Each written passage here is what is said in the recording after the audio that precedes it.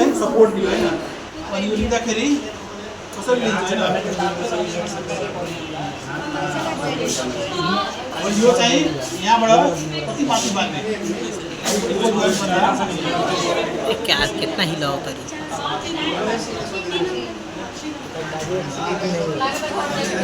तो शॉर्ट पूरे माथी करनु न अरे गास आतंकवादी का कोई बीपी नहीं होता आतंकवादी का कोई बीपी नहीं होता दुई औंला माथि बाँध्ने पनि हुन्छ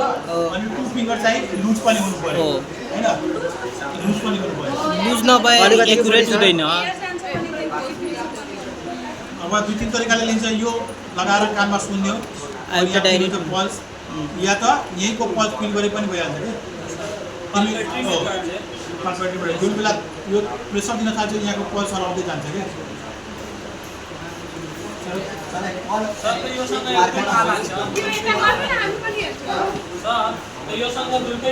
सिधै राख्न के गरिरहेछ माथिको बीपी लागिरहेछ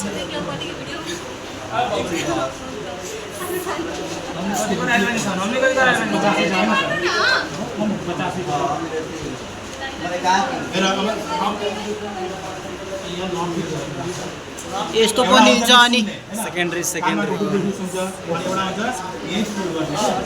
अब त्यो उसबाट मसिनबाट पनि थाहा लाग्छ रुक दुख गर्छ भने यहाँको सप्लाई रोक्छ नि किन फिल भइरहेछ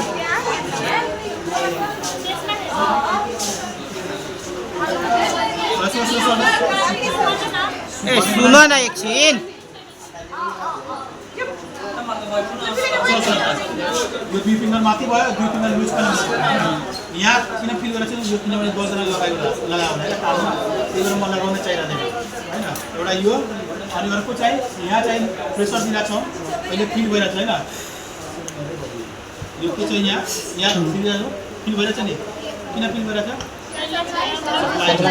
यदि यो फिल सुन यो अब कुन बेला हराएर जान्छ टर्निकेटको काम गरेछ नि यो टर्निकेट जब बाँध्छौँ यहाँ यो चाहिँ के हुन्छ रोकिए यहाँको हराएर गएर पल टर्निकेट गयो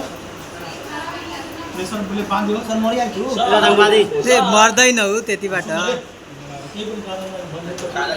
एउटै कुरा 10 मिनट भन्छ थाहा हुँदैन यहाँ हराएर गएको छैन उसको पल्स फिल गरेको छैन यहाँ अब यो खोलेपछि पल्स किन फिल हुन्छ फेरि सप्लाई रिटर्न भयो अनि जहाँ सप्लाई आउन थाल्छ त्यति नै उसको के अरे सिस्टोलिक बिपी हो हैन जहाँ हराएर जान्छ त्यो चाहिँ डायस्टोलिक हैन अब यो छोड्छौँ र त्यहाँ बिट दिन्छ पनि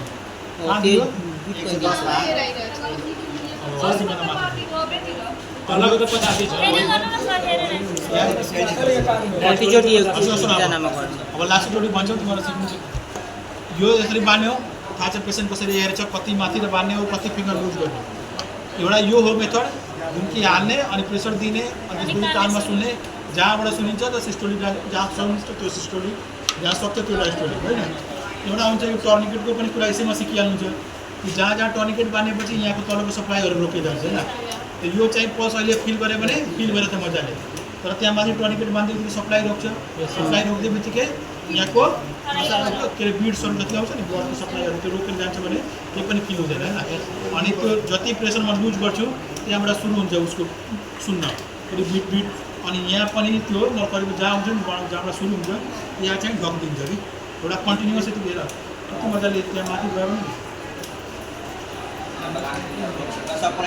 यो यतिकै आइरहेछ नि आरामले यतिकै यो आइरहेछ अलिकति लुज गऱ्यो भने आफै हेरेछ तर त्यो जहाँ बिट हुन्छ नि त्यहाँ हेरेर ढक गर्छ कि आरामले आइरहेछ कहीँ ढक गरेर जाने अहिलेसम्म गरेको छैन गऱ्यो 80तिर गऱ्यो त्यो चाहिँ सिस्टोलिक भइहाल्यो जहाँ सक्छ त्यो बिट फेरि रेगुलर रिदममा जान थाल्छ भने त्यो डायस्टोलिक